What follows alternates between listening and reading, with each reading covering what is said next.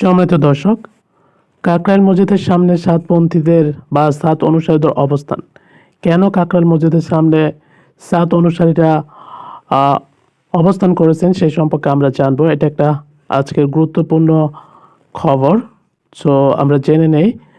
ভারতের আলেম মাওলানা সাদ টঙ্গীর তুরক নদীর তীরের বিশ্ব ইজতেমা আসতে দেওয়ার দাবিতে কাকরাইল মসজিদের সামনে সড়কে অবস্থান নিয়েছেন তার অনুসারীরা। মঙ্গলবার সকালে প্রধান উপদেষ্টার বাসভবনের উদ্দেশ্যে যাত্রা করলো পুলিশের বাধার মুখে তারা কাকরাইল মসজিদের সামনে অবস্থান নেয়। এর ফলে এই এলাকার প্রতিটি সড়কে তীব্র যানজট সৃষ্টি হয়েছে। কাকরাইল মসজিদের সামনে অবস্থান করা কয়েকজন জানান, ইজতেমার দ্বিতীয় পর্বে মাওলানা সাদের উপস্থিতি চান তারা। সাদকে যেন অনুমতি দেওয়া হয় সেই দাবিতে সকালে তারা প্রধান উপদেষ্টার বাসভবনের সামনে উদ্দেশ্য রওনা হন, কিন্তু পুলিশের বাধার মুখে পড়ে সড়কে অবস্থান নেন তারা। অনুসারীদের অবস্থান ঘিরে সতর্ক অবস্থান আছে পুলিশ। তো এরকম একটা খবর আমরা পেলাম যে সাতপন্থী যারা আছে তাদেরকে আহ, একটা আন্দোলনের বাধার মুখে সৃষ্টি করে পুলিশ। কারণ আমরা জানি বর্তমান সময়ে বিভিন্ন জায়গায় বিভিন্ন বিষয় নিয়ে আন্দোলন বা অনশন চলছে।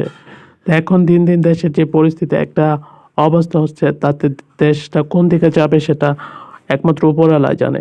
তো এখানে বিষয় হচ্ছে যে আমরা কয়েকদিন আগে জানি যারা আমাদের কাউমি আছে, কাউমি মাদ্রাসার যারা আলেম আছে তারা বলছিল যে বাংলাদেশের সাতপন্থী বা সাত যে ভারতের মাওলানা সাদ আছে তাকে বিশ্ব ইজতেমায় প্রতি বছরই তাকে আনা হয়, এবার তাকে আনা যাবে না বা তাকে বাংলাদেশে ইজতেমায় তাকে ইনভাইট করা যাবে না। তো এই বিষয়টা নিয়ে বাংলাদেশে বিভিন্ন মহলে বিভিন্ন জায়গায় আলোচনা সমালোচনা হচ্ছে এবং এই বিষয় নিয়ে আমরা জানি যে আরও অনেক তর্ক বিতর্ক হচ্ছে। তো বিষয়টা হচ্ছে যে সাদকে কেন আনতে হবে বা সাদকে কেন আসতে দেওয়া হবে না, এই বিষয়টা আমার মাথা হচ্ছে না। কারণ আমাদের বাংলাদেশে তো বড় বড় আলেম আছে, তারা সবাই মিলে একজনকে নির্বাচন করুক, তিনি সেটার সেখানে যে মনাজাত বা অন্যান্য খুতবা এগুলো তিনি দিতে পারেন, ইসলামিক বিষয়ে আলোচনা করতে পারেন। তারা বাংলাদেশে অনেক বড় বড় আলেম আছে।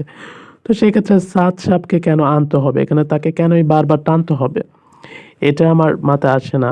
আর সেকেন্ড কথা হচ্ছে যে সাদ সাহেব যদি আসে তাতে তাদের কি সমস্যা এটা আমি জানি না। আসলে এই যে যে আমাদের দেশের যে ধর্মটাকে একটা বিভাজনের মধ্যে তারা সৃষ্টি করছে, এর ফলে ক্ষতিগ্রস্ত হচ্ছে কিন্তু সর্বশেষ আমরা মুসলিমরা, ঠিক আছে। এবং এই যে যে একটা বিভাজন, এই সুযোগটা কিন্তু অন্যান্য ধর্মের যারা ইসলামকে ঘৃণা করতেছে তারা কিন্তু এই সুযোগটা নিচ্ছে। এখন সাদ সাহেবকে এখানে আসতে দেওয়া না দেওয়া এটা আসলে কোনো কোশ্চেন হলো না বা এটা কোনো উপায় হলো না। তিনি অবশ্যই একজন ভিজিটর হিসেবে আসতেন, তিনি এখানে তাদের সাথে মেলামেশা করতে পারতেন, তো সেইভাবে ইনভাইট করতে পারতেন।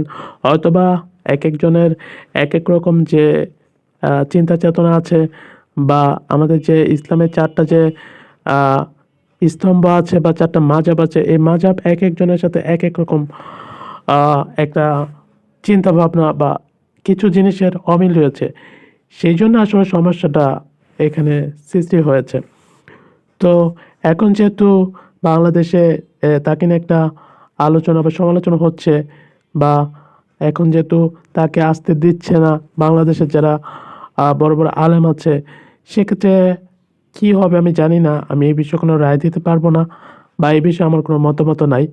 সেটা যারা ভালো মনে করছে সেটা তারাই করবে। তবে এইভাবে যে আন্দোলন করে দেশের 12টা বাজাচ্ছি আমরা, তাতে আমাদের ক্ষতি হচ্ছে, আমাদের আর্থিক ক্ষতি হচ্ছে, আমাদের সব কিছু ক্ষতি হচ্ছে।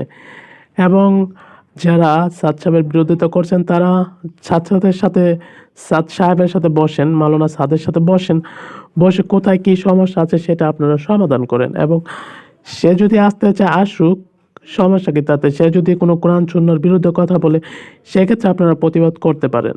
আর আরেকটা কথা হচ্ছে যে আমি এটা বলবো, বাংলাদেশে আমাদের অনেক বড় বড় আলেম ওলামা আছে, সেক্ষেত্রে আমরা কেন ওই যে সাদ সাহেবকে দিয়ে আমাদের করতে হবে, এই বিষয়টা আমার মাথা আসে না। আসলে এতটা উগ্রপন্থী যারা তারা কখনো মুসলিম হতে পারে না। কারণ মুসলিম হচ্ছে যারা অতিরিক্ত উগ্রপন্থীও নয়, আবার অতিরিক্ত নিম্নপন্থী নয়, তারা মধ্যম শ্রেণীর।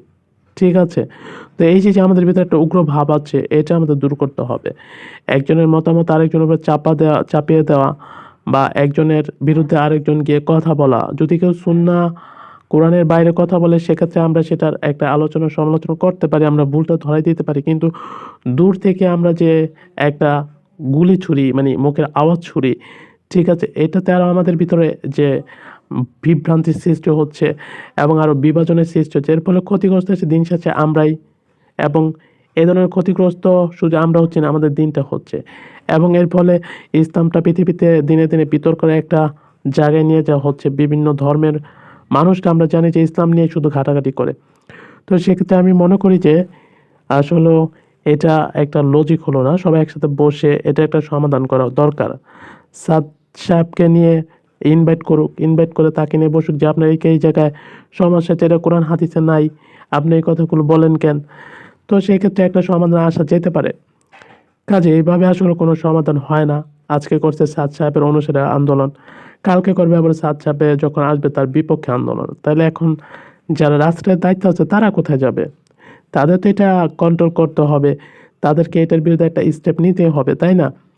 সো কাজেই সবাইকে একটু চিন্তা করা উচিত, এবং যেখানে যেখানে আমাদের সমস্যা আছে আমাদের সেই সমস্যাগুলো নিয়ে কথা বলা উচিত। কারণ সব জায়গায় তো আমাদের অমিল নাই বা মতের কোনো ভিন্নতা নাই। কিছু কিছু জায়গায় আমাদের ধর্মের যে 4টা মাযহাব আছে, এই মাযহাবের 4টা জায়গায় কিছু অমিলের ধর্মের অমিল রয়েছে। সেই জায়গাগুলো যদি আমরা সলভ করতে পারি, তাহলে কিন্তু আমরা সবাই একটা সুন্দর একটা কন্ডিশনে বা সুন্দর একটা পরিবেশে আসতে পারি, এবং একটা সুন্দর ভ্রাতৃত্ব আমাদের মধ্যে সৃষ্টি হতে পারে সকল মাযহাবের মধ্যে। সো সেটা না করে আমরা যদি দূর থেকে এরকম করে কাদা ছোড়াছুড়ি করি, তাহলে এতে বিষয়টা আরও বেশি জটিল হয়ে যাবে এবং আরও বেশি বিশৃঙ্খলা ঝামেলা সৃষ্টি হবে। তো এ ব্যাপারে আপনাদের মতামত কি, সেটা কমেন্ট করে জানাবেন। আজকের ভিডিওটা এই পর্যন্ত, কথা হবে অন্য ভিডিওতে। ততক্ষণ পর্যন্ত ভালো থাকবেন।